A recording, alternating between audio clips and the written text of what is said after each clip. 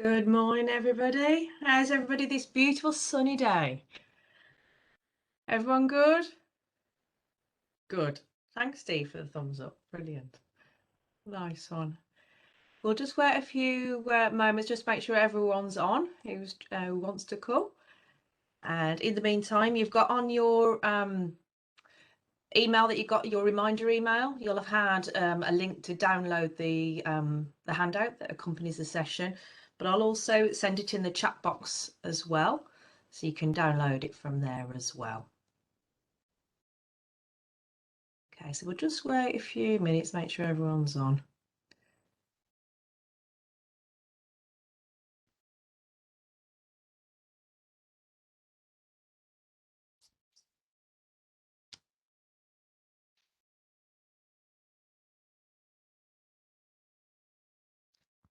Brilliant.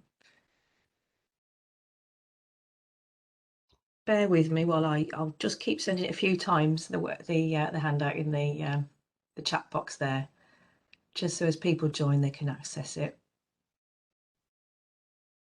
And it is a really good handout. Let me just share with you what it looks like, because we'll go through the slides and everything today, but it's really useful. It has, as you can see, some of the slides that we'll be going through, but also handy hints and tips. And at the end there, lots of bonus materials and further recommended reading as well.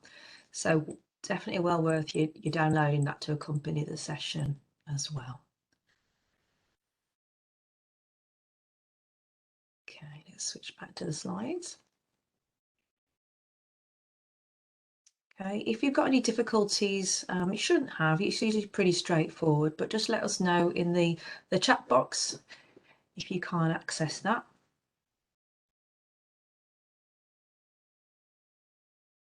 Okay, and we'll also record the session today as well and email that out to you following the session as well. Okay. Right then, so we might have some joiners as we carry on. So for those of you who are just joining, welcome to the session. There's the link that you would have had in the invite. There's the handout there, also in the chat box as well. So please look at that as we're going through or following the session. And as I said, you'll also have the recording as well. So we'll kick off then. So good morning, welcome everybody. It's great to see you today, and some familiar names and faces as well. So welcome back. My name's Kerry Clarkson. I'm one of the trainers here at 9 Dots, and it's a pleasure to host today's session. Today's session we'll be looking at the importance of encouraging personal development throughout your organisation. So looking after your own personal development, but also other people. How as managers and leaders and HR we can actually encourage a culture of personal development, having that ownership, but also supporting other people as well. And as you know, those of you who are regular joiners to our webinars, we at 9 Dots support individuals, teams, organisations in growing and improving knowledge, skills and behaviours, both in line with their current role, the current environment, but also looking towards potential demands for the future as well, and help you and support you in those challenges.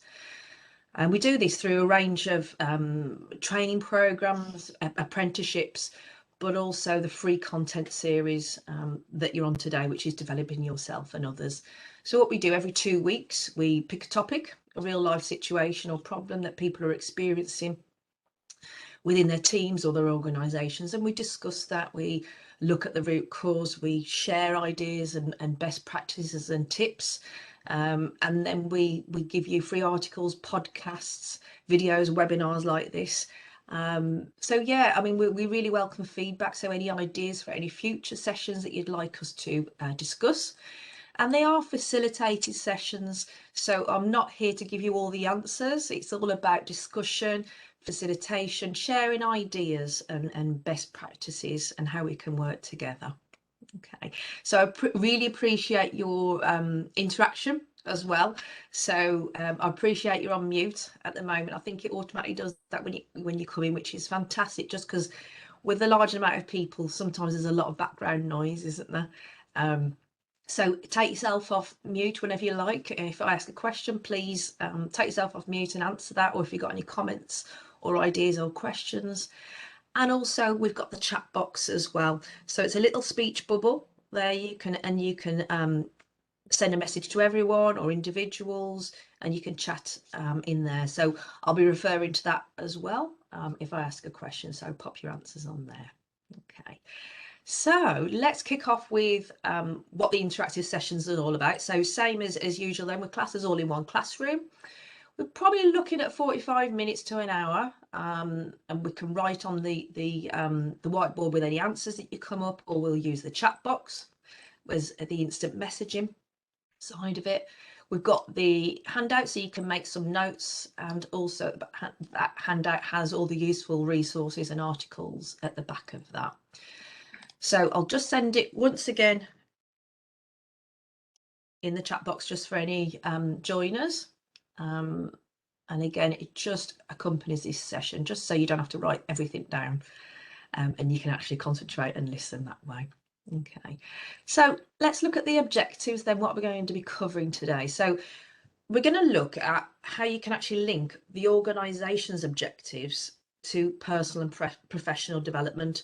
So it's one thing for it. Yeah, it's the thing. Look at that mess on that wall there where your thing's hitting the wall. I'm just going to pop everyone on mute because there's a bit of background noise there. So how we link the organisation objectives to personal and professional development. So it's not just about you and your development plan, or you and your teams, but it's how we feed into the organisation's objectives, how we're that cog in this huge machine that makes it work, and without us and our development, the strategy might not work. And then also looking at how we develop others, how we can support others, ourselves, and also this learning culture that we need in an organisation, that it's actually cascaded down, that we encourage people to spend time developing themselves and others. And then looking at what this personal development plan consists of, because we all have different ideas, but it's all about that ownership. It's about that it's your development plan, and how you can actually get someone to own it, either your own development plan, but as a manager or leader or in HR, how you can actually get someone to have that passion and ownership and come up with their own ideas for that plan. Okay, so we'll look at a structure for that as well.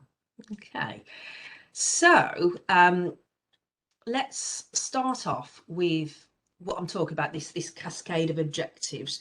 So what I mean by that is every organisation has like a strategy, a mission, vision, values, and the cascade of objectives is how we get that message to our people.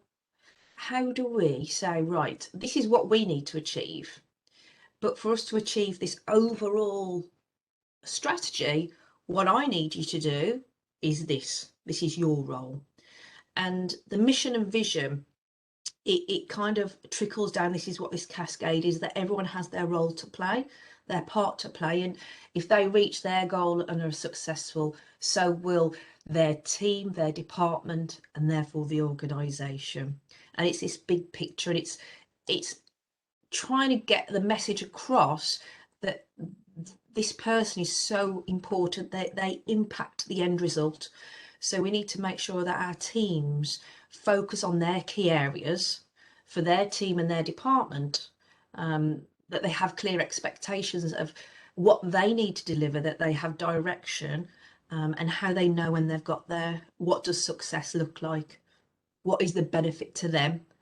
How are they measured? How are they targeted? And the benefit then to the team and the organisation. So what we tend to find is this mission, vision, strategy is quite high level. It's open and ambiguous, because then all the departments and teams can actually feed into it. So it's filtered down into the department, where it becomes much more specific to that department. So then into the team, then into the individual, and then the task. So what we're looking at is, say if this overall mission and vision and strategy is quite vague, say if it then goes into marketing, for example, it will be then much more specific to marketing. But in marketing, there'll be different teams. So in the team of, for example, it might be sales within marketing, that'll be different objectives to advertising. And then within that team, it'll be again different objectives for different people. And then you get to the task. So the task will be different to the objective. In the task is to make a widget, for example, whereas the objective would be to make a widget to a set quality within a set period of time, so that there are measurements and targets within that. Okay. And then what happens is we're looking at how it then comes down to this personal development plan. So we have the organisational objectives, and then what we're looking at is how then it links into my current role, my future role, my work objectives, and then this development plan that is bespoke to me, that is bespoke to my knowledge, skills and behaviours required for my role, but also for the future. What do I want to, where's my path leading me? Where do I want to go? Okay. And personal and professional development is often seen as separate, but it doesn't need to be. It can work in tandem, and it can have positive effect on each other. It could be something like being assertive can affect the business professionally and personally as well. So it's looking at what challenges you can set that will be a rewarding and a motivating factor and an advancement in that person's or your career, but also personally as well, and looking at that with them, what's in it for them, and also looking at keeping up with the latest thinking, industry benchmarks as well. Okay. So who has that personal development plan in place? Who has that nailed? Who on this session now has a personal development plan that they are happy with, that they follow, that it, and you can see that clear link into the organisation? Does anybody want to share that with us, how you've done that?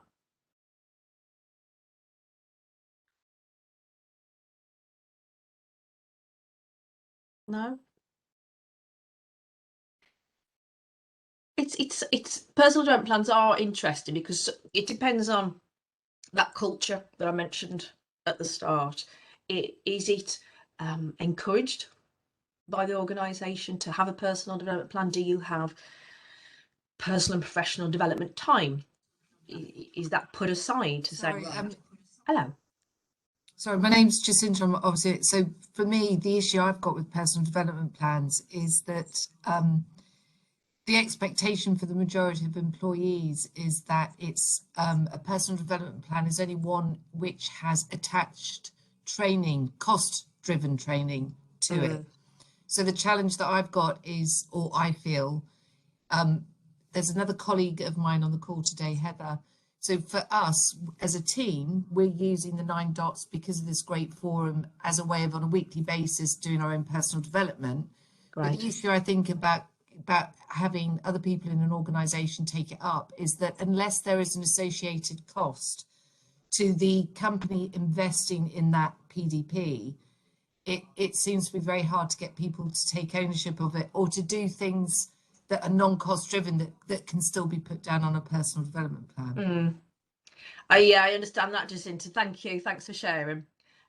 It's budget is a big part of learning development, and it's trying to show people that it doesn't have to be a course, does it? You don't have to spend money on a 1-week residential course.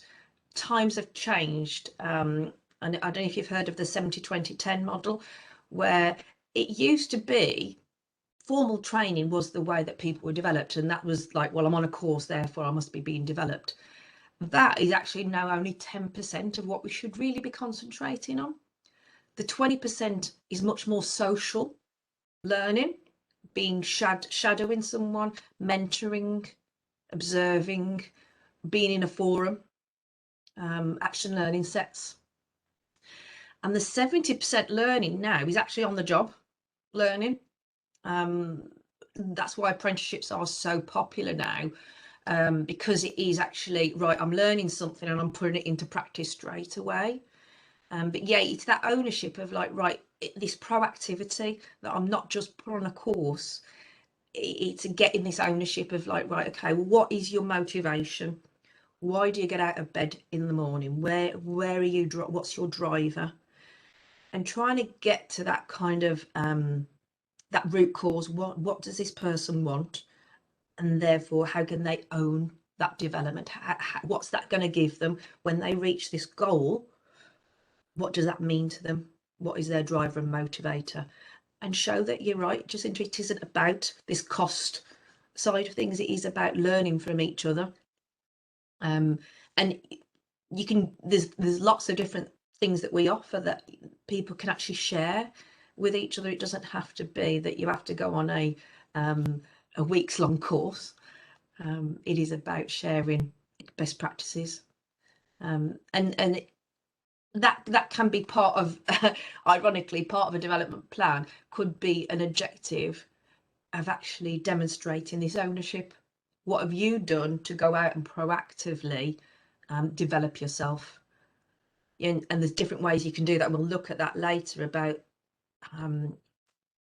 analysing the development needs, and being a bit more self-aware, that opening that Johari window of your blind spots on areas that you should be developing, but you might not even know that you need to do that.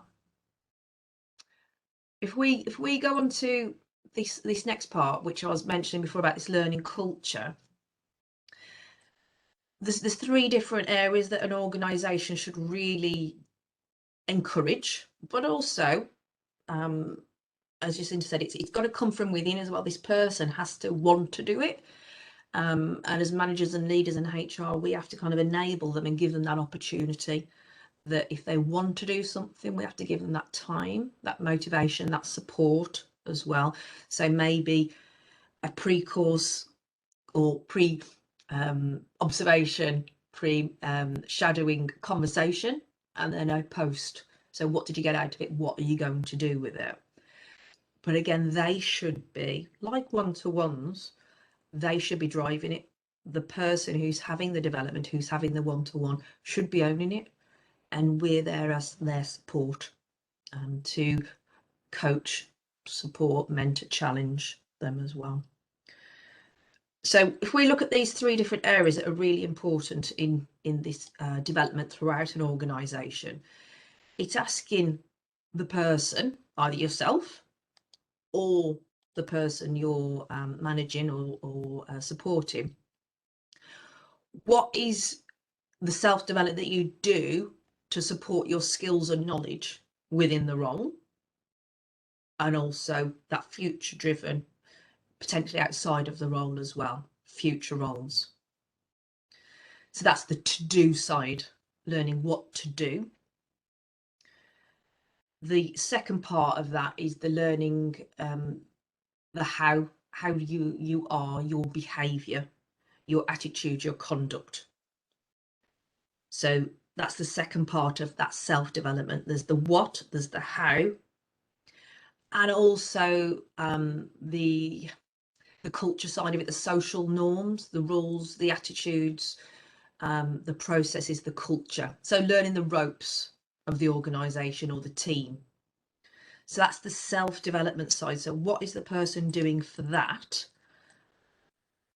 And then for you as managers and leaders, but also as that person, it might be, what are they doing to support other people?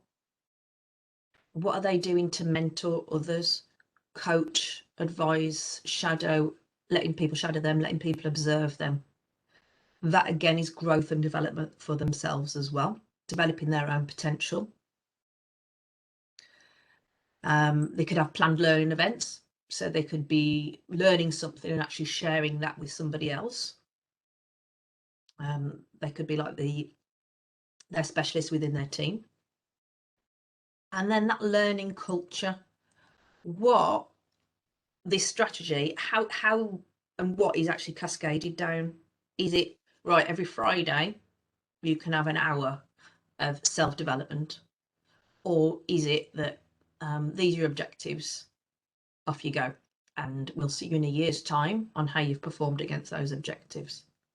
So you've got, and in training we see all sorts. We see people who don't have one-to-ones, don't have appraisals, yet somehow get a unsatisfactory rating even though they've not had a one-to-one objectives or appraisals, or they might get an outstanding even though they didn't know what they were being measured on. And this is the importance of it. It all ties in to motivation, the engagement, retention of staff, all those things, because we need to make sure we know what our people want. We need to know that they know what they're doing, and they have the skills, knowledge and behaviours to know what they're doing, that they're doing it right. But also for the future, we need to make sure that we've got a subs bench ready to step into their shoes. So what are we doing to develop future roles? So this learning culture, we should have a learning development policy. There should be appraisals, 6 month, 12 month and one-to-ones. All that is development. We should have coaching sessions. So again, that should be kind of written into the underlying part of the role, that this is what we do here. It's about this brand. People are attracted to organisations that look after their development, their future. It's not just about the job. It's about what can you offer me? What can you do for me? Okay. So would you like to share a few experiences in regards to what your organisations do to encourage this self-development? Do we give people the opportunity? Not necessarily the budget, because there are lots of things that we don't have to pay for. What does the organisation do to encourage you to develop other people? And what does your organisation do to encourage this learning culture? Yeah, I wouldn't mind sharing my experience if you can hear me. Yes, Warren thank Cook. you. Was that Warren? Yeah. Right. So in my last organisation, I actually developed a framework for development, and the self-development section was we combined performance, which is always a scary subject, with skills and knowledge. Fantastic. And basically, we built I'm in engineering, so we built a skills matrix around what the junior staff could select. Well, firstly, they would do like a 5-year plan where they want to be in 5 years, and then they'd focus in for that particular year and pick a few areas of engineering that they might want to develop. And then that would be sort of transferred into their goals for the year. And it is money driven as well, because they would get a bonus if they hit all them goals. So that definitely helped everyone get going in the self-development area. But then we expected the more senior roles of senior staff members to then become a champion of a certain subject. So health and safety being one of them, we'd have a health and safety champion for the entire sort of unit, which was a unit of maybe 300 people. And they would be expected to promote learning and coaching through health and safety as one arm, but we've obviously had several of those arms, and that in itself promoted that learning culture in the team. That's brilliant. Thanks ever so much for sharing, Warren. That's fantastic. It's almost giving people permission that, you know what, you don't have to stay in that role forever, and by wanting to develop, by developing, doesn't mean that you're not satisfied in your role. And some people are sometimes a bit scared when they're saying, well, yeah, I want to develop in this for my future. And some managers are threatened by that as well, because we want to keep our team. But a successful manager can be seen by actually developing their team, and actually seeing our teams being promoted. And actually it's a really proud, satisfied feeling. But yeah, it's that given permission that, you know what, it's great that you want to develop. And we don't have to have promotions in order for people to develop. People, if everyone was promoted out of a team, it'd be fantastic, but it'd be a lot of work for a manager because there'd be a lot of recruitment all the time as well.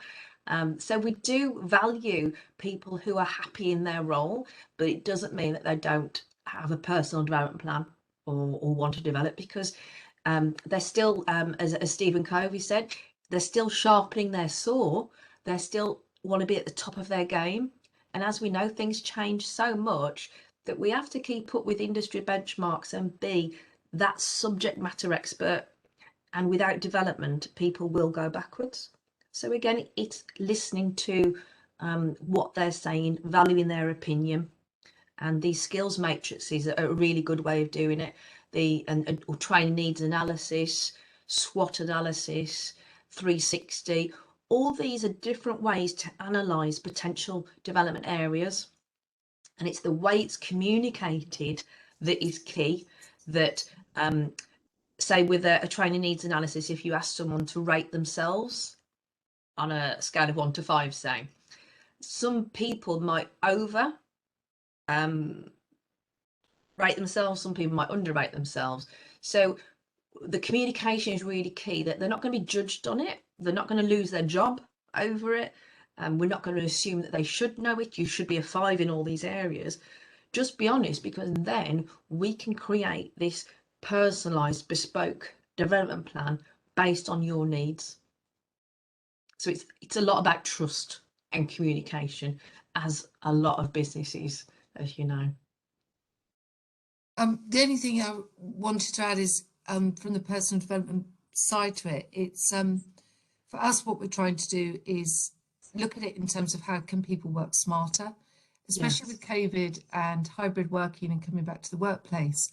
When you're looking at weaknesses and performance, actually what we're trying to do is position it to say, how can you do your job quicker, better, smarter, with less effort, and leave at 5 o'clock? How can you use the working hours? So it's about, not about turning around and saying areas of improvement. It's, say, for example, something simple like time management or being assertive or effective communication. It's using those personal development pieces to say, if we embrace this, actually your life is going to be easier. You're going to be happier at work. You're going to be out the door, which is what everybody wants. You want that work-life balance. That's a really good point. Yeah, it's that what's in it for them, isn't it? We're not doing it to kind of, we're not trying to give you more things to do. It's the efficiencies behind it. Absolutely, Jacinta, spot on. Hi, Anne-Marie. Yes, it's been recorded, so it'll be emailed out to you following the session. Okay. Fab. Pleasure. Anyone else want to share what it's like at their organisation? Is there a learning culture? Is there this cascade? Does it come from the top that it's a really good idea to develop? Or do you have a negative experience that you've experienced where it's all about head down and business and not about development? Hi, Kerry. It's Hi. Amita. Hello, Mixer. Hello. So basically, I think we've adopted a similar policy. We're in financial services, and we do have skills matrix. We've had measurables put into place where people identify themselves what they would like to achieve in each quarter for the whole year. I think not the struggle, but as the manager, I think it's more for them to do it off their own back and to motivate, encourage, and not micromanage. And I think sometimes it's difficult because when you feel that with work, because work takes over, and we've given them the space, have some time at work, allocate some time in your calendar, all of that side of things, and it is for them to pick it up themselves, I think, is the best way of doing it, because if they don't identify it and they don't want to do it, it won't. What's the point? Absolutely. Yeah, it's your development plan then, isn't it, rather than theirs, and you lose the ownership. That's why, I mean, the 360s where you're asking colleagues, peers, direct reports to get a full picture, and because it's confidential and anonymous, it needs to be in context, so at least we need to explain the situation. Thanks, Mark. We'll get it sent out to you on email. The recording. Thanks.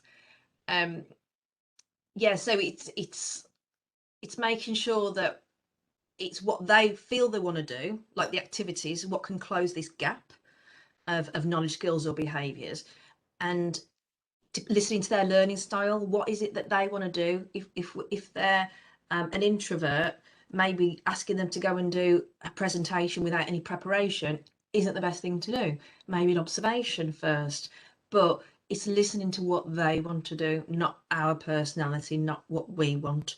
So this is where the coaching comes in and actually pulling it out of them, what they think they should do. Okay.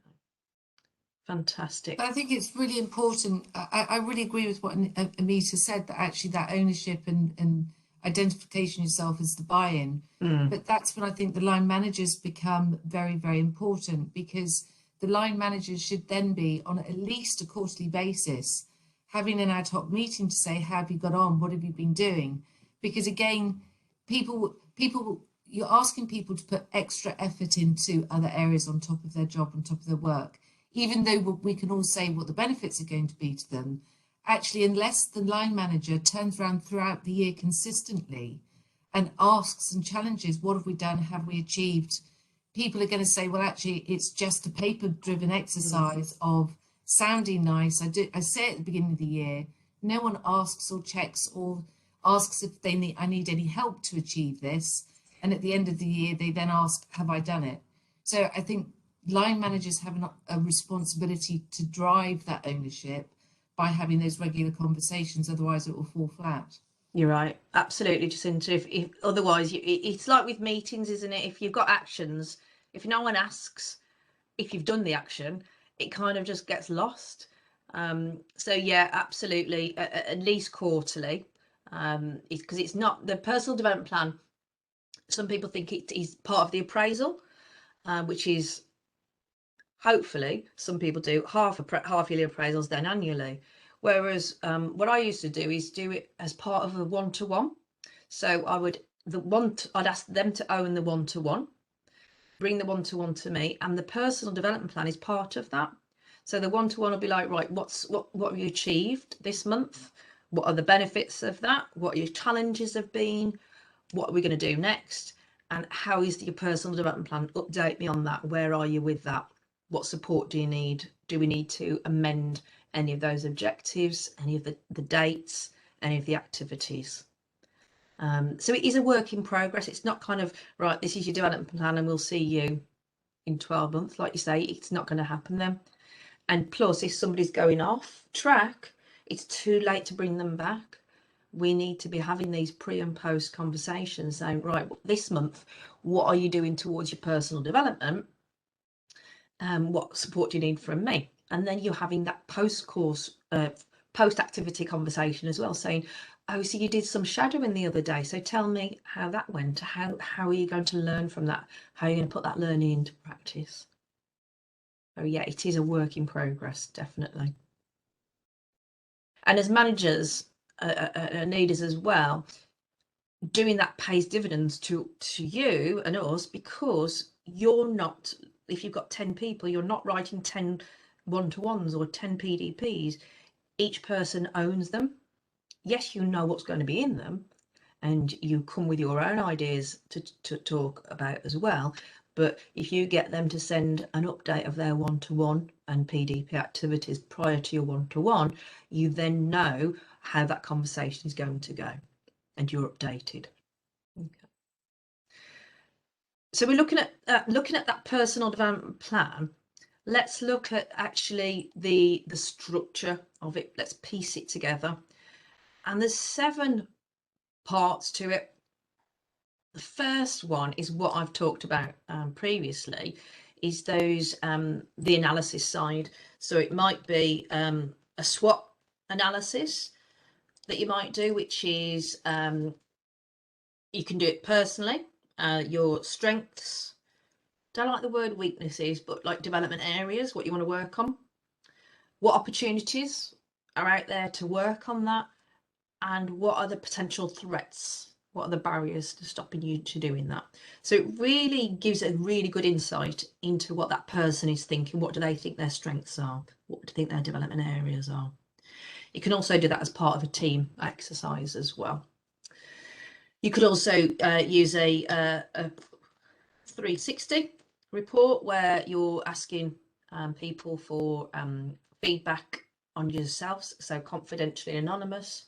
Set certain questions, get them to send it to somebody else, and then you get a summary. And you could do a training needs analysis where you're rating yourself on different areas. So there's lots of different ways, and there's lots of different questionnaires as well out there that you can analyze what is the need for the development. Okay. So And just quickly, just want Yeah. to share on the analysis one that we use, which is really quite quick and easy. It's called Stop, Start, Continue. Oh yeah, love that. And it's great because you can do it as an individual, but you can also do it as a team and then bring it back to the team 3 months later and say, what have we done? So 3 things that you want to stop doing, 3 things you want to start, 3 things you want to continue, with the goal of getting the stops stopped and new ones coming in. But the That's continue bit is fantastic. really nice because it gives the opportunity, but we use it with the team as well, which is quite good. And it is a quick one as well to do. You don't have to think too hard on it. Yeah, I like that. Really, really good. Jacinta, thanks ever so much for sharing. That's really good. Like a traffic light system, isn't it, kind of thing? It's really good. I like that. Brilliant. So yeah, the first step is actually finding out what it is this person that you're talking to wants to develop.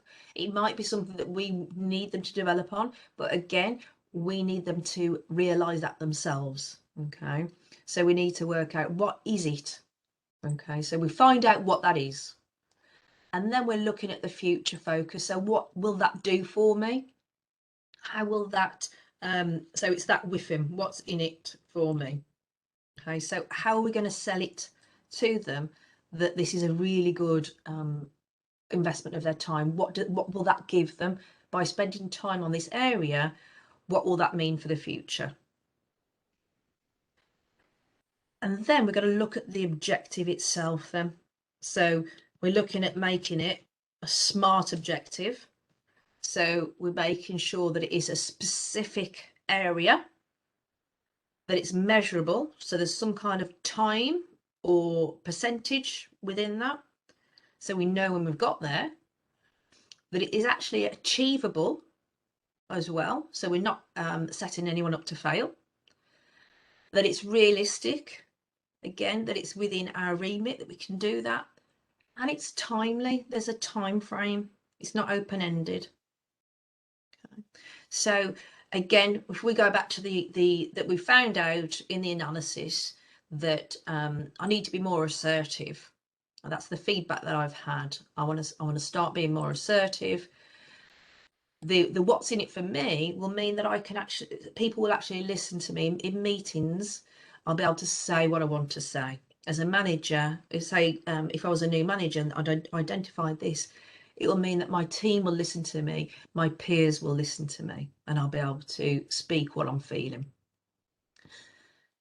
I've defined the objective, so I to make it SMART, I would to demonstrate assertiveness in the next team meeting with my manager and team, which will be in April 2022. So I've got a specific to demonstrate something. It is achievable, it's measurable because I can ask for feedback, and it's going to be in that next team meeting. And this is an interesting one, is the choosing of the activities. So again, it's like, I don't know if you saw the last webinar on the GROW coaching model.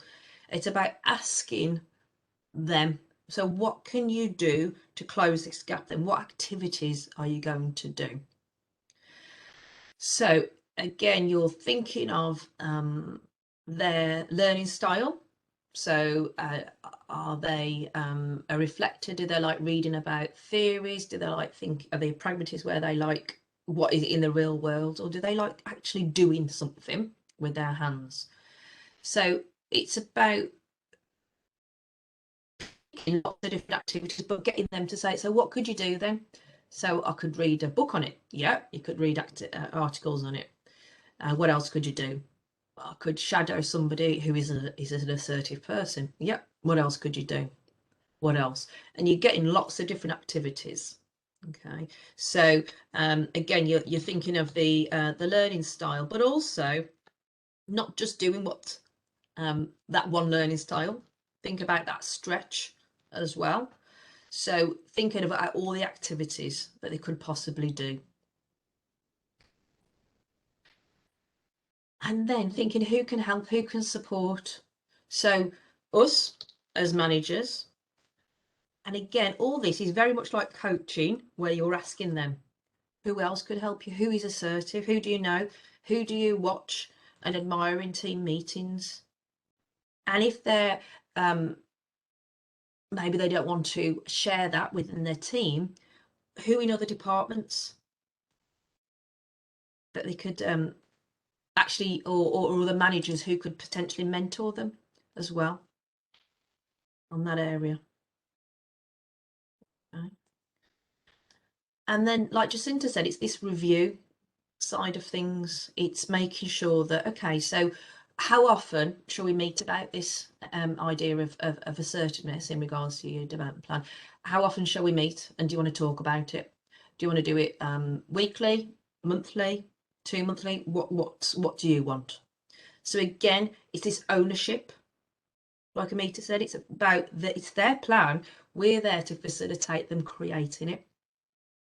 So when you know, if they say, oh, I don't know, maybe 6 months, we'll say, well, let's start with our one-to-ones.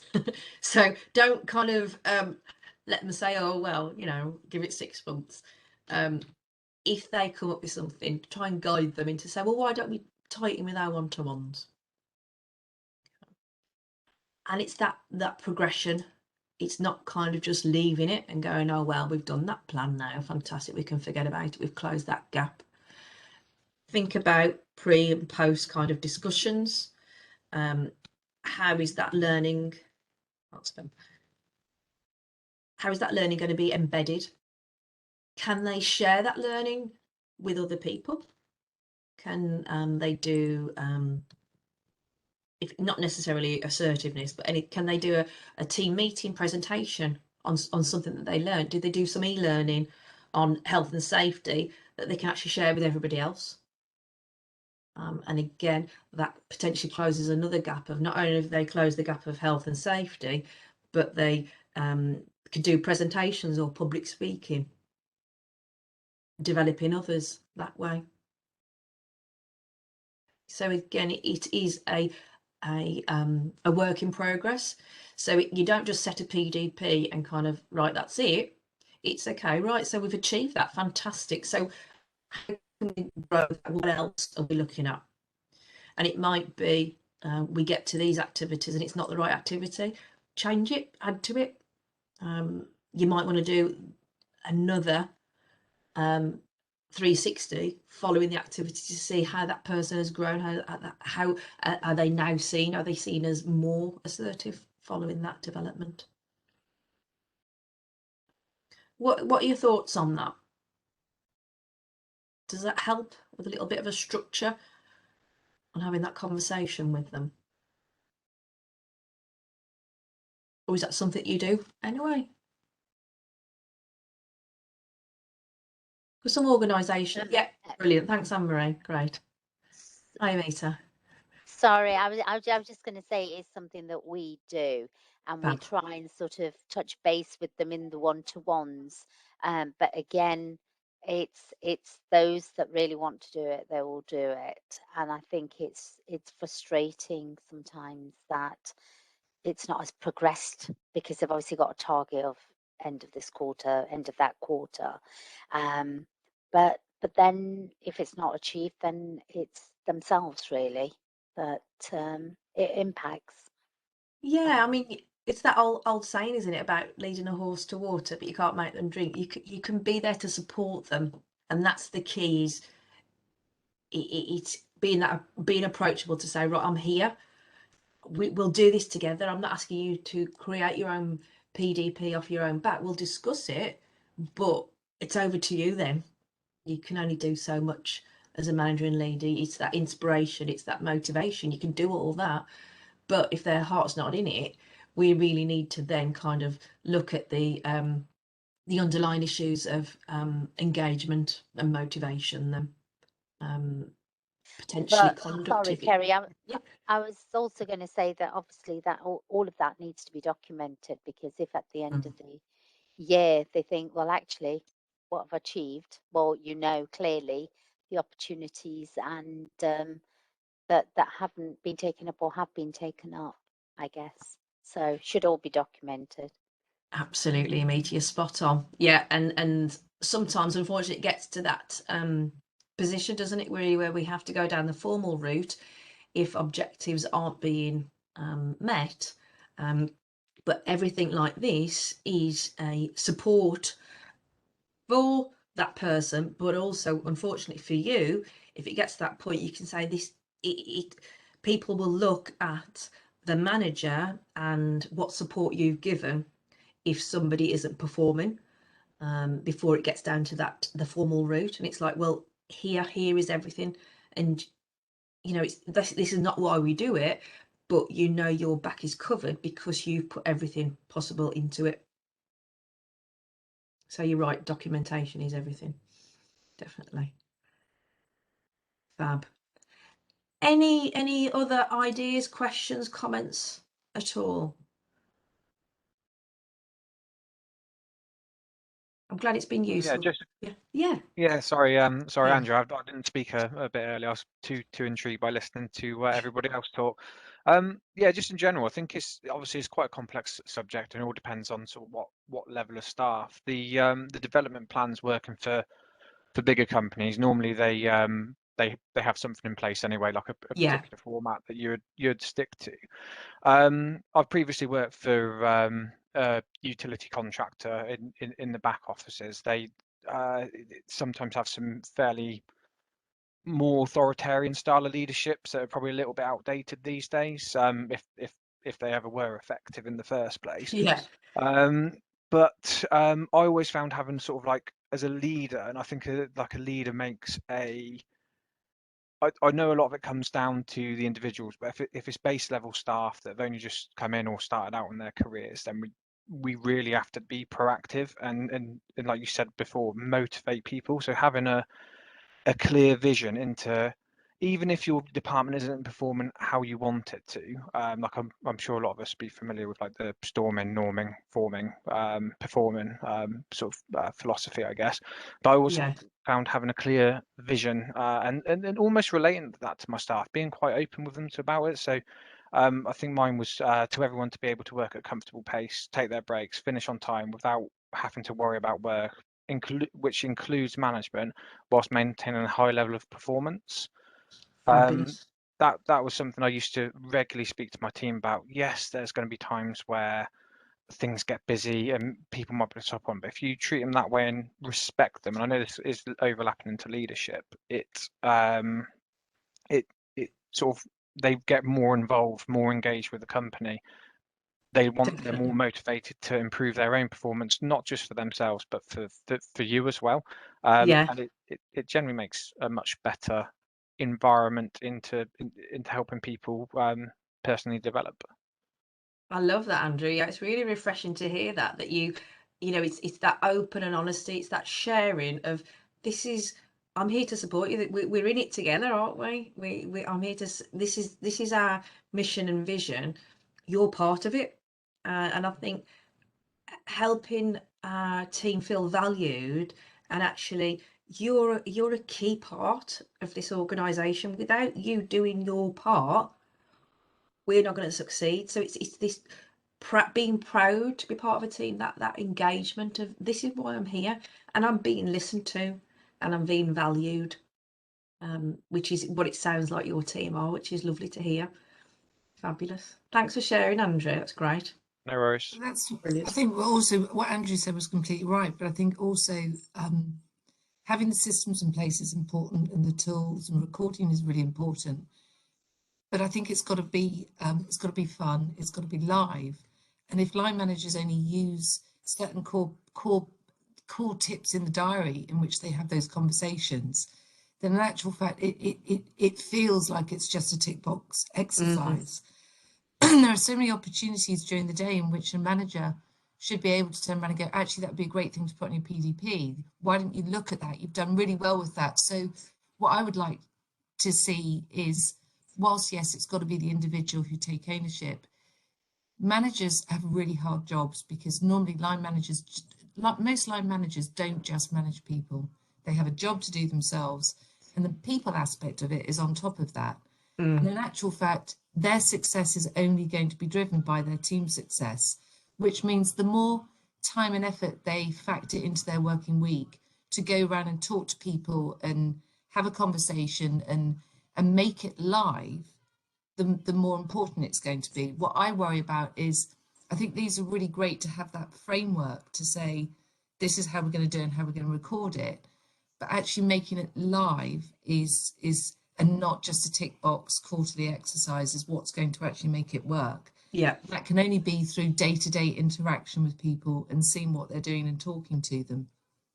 You're right. It's picking up the phone, isn't it, and having a chat rather than that structured conversation is vital for recording, but just having a chat, saying how you're getting on. No, like, so the people know that it's not just, we're not doing it because we're being told to do it, that it's not part of the procedure.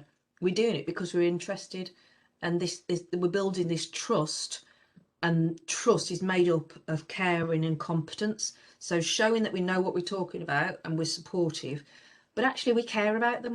We want them to succeed. We're not there as a manager to tell you off. We're here to support you and be the best person you could possibly be to actually smash your potential. But it's about sincerity. It is. It really is. And then people will see through if you don't care and you are there just to tick that box. You're right. Absolutely. Thank you. I've got another question. It's just to go off of Jacinta's point as well, because she's absolutely correct. You almost need to sort of like eat, sleep, and breathe it in terms of their personal development as well as your own as a leader. Yeah. What I found, and it's more of a question for yourself and other people in the group, is actually when we as office staff, so obviously during the pandemic we all had a fair share of working from home. What I actually found from that was speaking to people, because you speak to people individually on Teams, even if it's just a different quick call, they're isolated at home, so they don't actually shy away from asking questions, whereas in the office they might be overheard, they might want to try and catch you when you're not busy, but they can't see if you're busy or not at home. So I'd always try and make sure, unless I was on another call, to try and make sure I was readily available for my team. And it actually paid off dividends, because as they got better at their roles and fulfilled more, they're able to do more of arguably elements of my own role, or I wasn't having to overwatch things as much, which freed up my time to actually invest more back in the team. So I was just wondering if anybody else had the same sort of scenario with the working from home, and if there's a way to recreate that in an office environment. Fantastic. Has anybody experienced that for Andrew? Yeah, I mean, here at Riverfall, I found that the staff were very productive working from home. Again, I think they were pleased that they had the opportunity to work from home, and I think therefore their productivity and their motivation was there. And they were able to sort of manage the working from home as they're concentrating tasks that they used to do, which in the office they're getting disturbed every 5 minutes. So that way they were able to do their whether it's their measurables or their training or just concentrated client work. And I think it was good to encourage them, and I agree with what Andrew said. I think they were more open. And because they didn't have anyone to talk to, when you did touch base with them, it was a very constructive conversation. Yeah, you're right. It's changed the way things are, but if you treat people, and Andrew said it before, this respect, is key.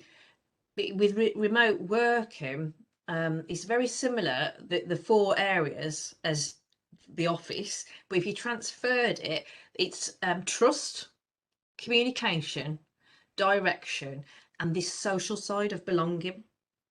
So trust that you actually trust that person is delivering, but they need direction to know what they should be, because we're not in the same place. They can't just ask a question. We communicate and we help them feel part of that team. Still, we are part of a team. It's just a different dynamic.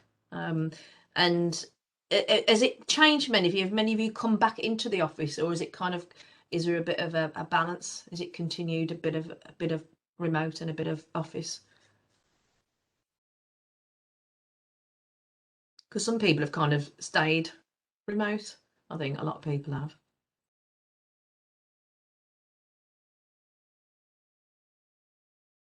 We're back. We're continuing with hybrid, so Yeah, contractually we've not made any changes to anyone calls hours to allow flexibility in the event that if things don't work out, people have to come back to the office. But actually we believe that those people who did pull through working from home and pulled the stops out, they're now actually benefiting from 2 days a week from home, 3 days in the office.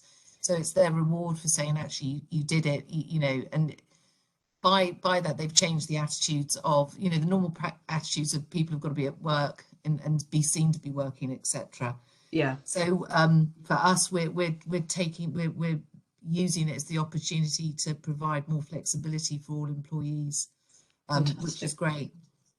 I bet the engagement levels will be really high because of that, because they're being listened to and valued and trusted to be able to deliver. Definitely. Thanks, Jacinta. Energy in the office is so much higher. Yeah, definitely. Fab. Thanks ever so much, guys. That's really, really good. Brilliant. Okay, I'm just keeping an eye on the time there. So just to let you know, in the handout, I'll just send it one more time just in case for any latecomers. So in that, they've got lots of articles on this development throughout the organisation, recommended training programs, books in there. You've got a free consultation opportunity, and a recording of this session will be sent out as well. So as per usual, if you could do me a favour and do the poll for me, I'll just start that now. If you could do that, just while I will send you information on the next webinars. So coming up then, we've got effectively managing poor performance, which is kind of linked to this a bit further on. So that's the 7th of April. And also we've got time management one as well on the 21st of April. So if you can let everyone know who you know as well. So if you want to sign up for the next one and share it with your friends, your colleagues, and put it on LinkedIn as well. And I'll just share on chat as well the all the other content, the free content. We've got the funded 95% funded training, and also the private training as well. So I'll put all that in the chat box. And then, as I said, we've got these ones coming up in April. I can't believe we're going to be in April again soon. But yeah, if you can do that poll for me just while we finish off. And then, are there any other questions? Anything else you'd like me to go over at all?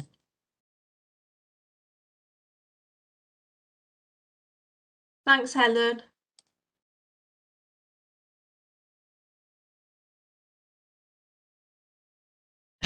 Yes, I'm sorry. I know it does go a bit quick. It's like the quickest hour ever, that is.